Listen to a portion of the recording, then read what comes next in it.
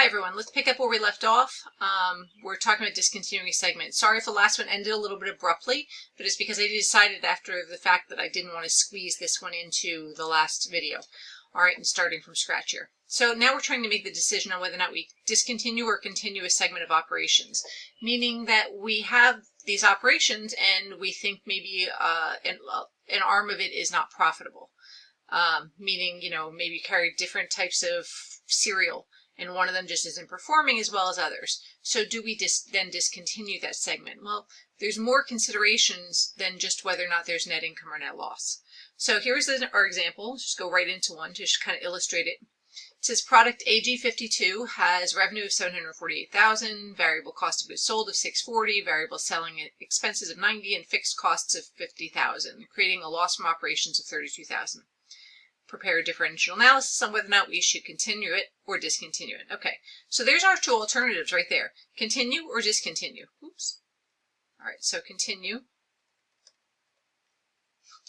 It's supposed to be a U and an E. And discontinue.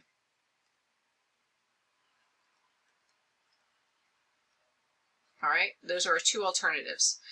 Let's go with revenues and costs. All right, so the revenues. If we decide we're going to continue the operations, the revenues are $748,000, right, as it says above.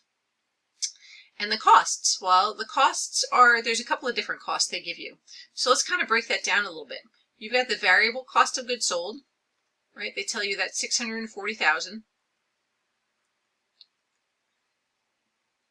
You've got variable selling and administrative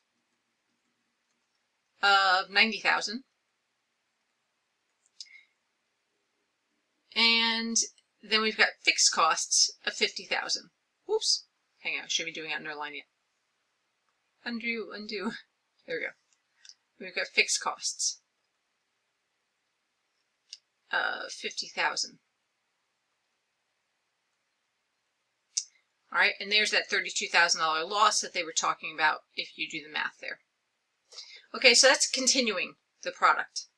If we discontinue the product, well, we have no revenue, obviously, if we discontinue. We have no variable cost of goods sold. We've got no variable selling and administrative because they're all related to the product. But guess what we do have? We do still have fixed costs, right? Those don't go away. Remember what fixed costs are. They have absolutely nothing to do with how many products you're making or anything like that. I mean, think about these are things like rent, property taxes, whatever. You still have to pay fixed costs. So with that, we're actually operating at a $50,000 loss if we discontinue the product. All right.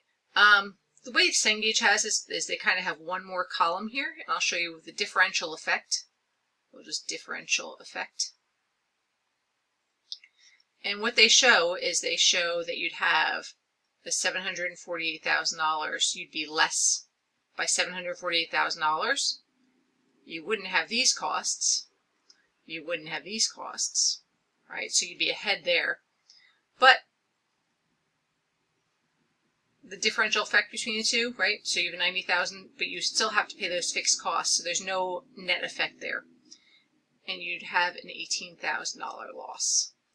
Okay, so what this is, I mean, I think this is a little bit overly complicated, but at the end of the day, what it's saying is it's saying that no matter what, you're still going to pay those fixed costs. So when you're trying to decide whether or not you're going to continue a segment, you really only need to be looking at variable costs. And I'm going to show you this a little bit differently. This is kind of the Anne Marie Anderson way. It's not going to be how Cengage wants it, but I kind of showed you that already. Okay, that line was meant to be wiggly. All right, so the way I kind of look at it instead is I kind of look at it as if we continue, right? Right, this is just kind of a slightly different perspective. You have $748,000, well, actually, it's not even continue, well, $748,000 in costs, $640,000 in variable cost of goods sold. Oop, I don't mean to underline it. I'm getting ahead of myself. Undo. Okay. And I still have $90,000 in variable and selling and administrative expenses. If I were to take those numbers, 748 minus 640 minus 90, I would see, I just did that wrong. 748 minus 640 minus 90. There we go. I would have an $18,000 gain, not gain, but income. Now, what does that even mean? Well, that means that this product is not a loser. It does not have a $32,000 loss. This product actually, or this segment actually makes $18,000 a year. It's because the fixed costs are so high that it drives you down into this loss of $32,000. So see what I'm doing is I'm just looking at these top three pieces here, and I'm saying, all right, it makes $748,000. We've got $640 of costs and another $90 of costs. The net of those is $18,000. Meaning that this product is not unprofitable, not product, but the segment. Sorry, because you're going to do ones that are products.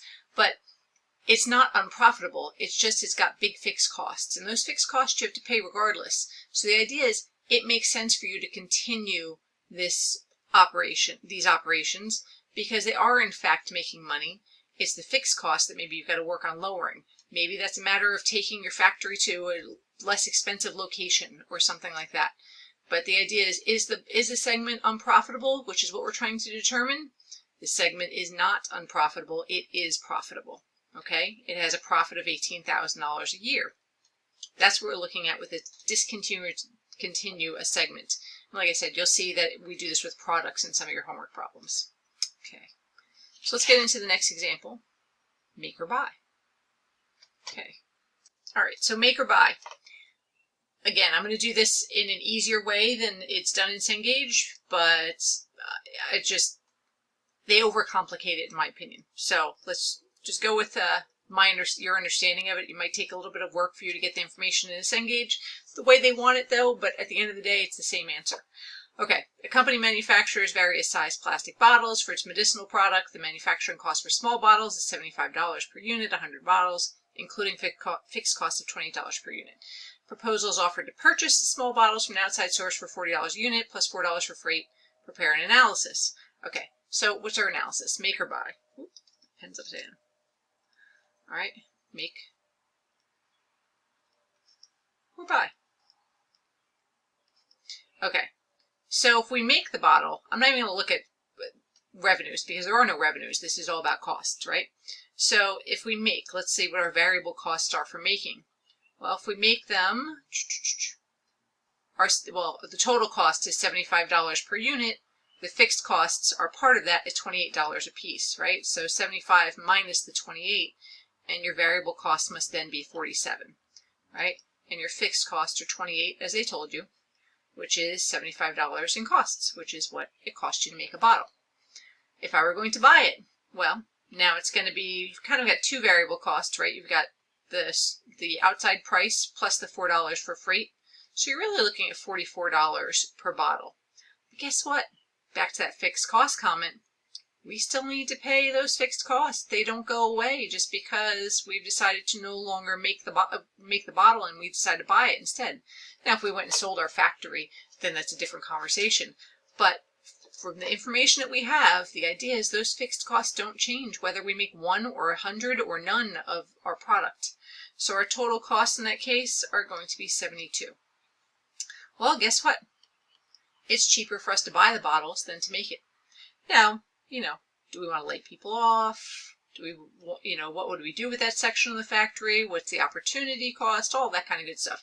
Could we lower our variable prices? Maybe. All of these things can happen. But at the end of the day, on this basic differential analysis, it makes more sense to buy the bottles. Okay, so I'm going to pause you guys and we'll go into the next one for the next video.